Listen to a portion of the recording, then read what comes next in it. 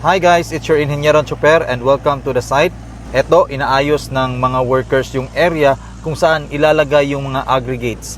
So today is the official day 1 for this project. Kaya andito ako ngayon para i-check itong mga ginagawang layouts ni Foreman. So nakikita nyo yan, itong may mga caution tape. Ayan, lahat yan is yung foundation. So itong mga bakal na to, fabricated na and ready na ilunod dyan pagkatapos ng excavation. Punta naman tayo dito sa fabrication area. Andito nakastock yung mga rebars. At yan yung mga fabricated na mga ties. At dito naman sinasagawa yung fabrication. But before anything else, let us check yung quality ng mga rebars. Dito natin malalaman kung standard ba yung binili ng purchasing.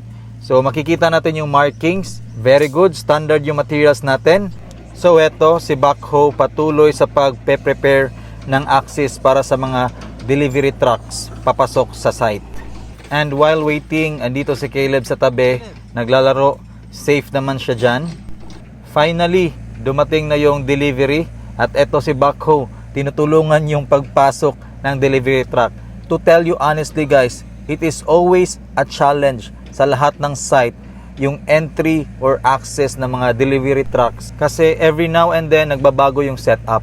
Buti na lang natapos na and we are good to go. So pinalipat ko na yung backhoe kasi today is really the official day to do an excavation sa construction proper.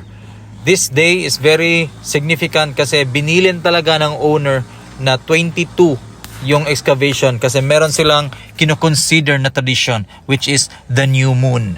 Kaya heto ko, personal talaga ako na nag-supervise for this groundbreaking. So that's it for today's video. I'm done with my part and now I am good to go. I'll see you on my next vlog.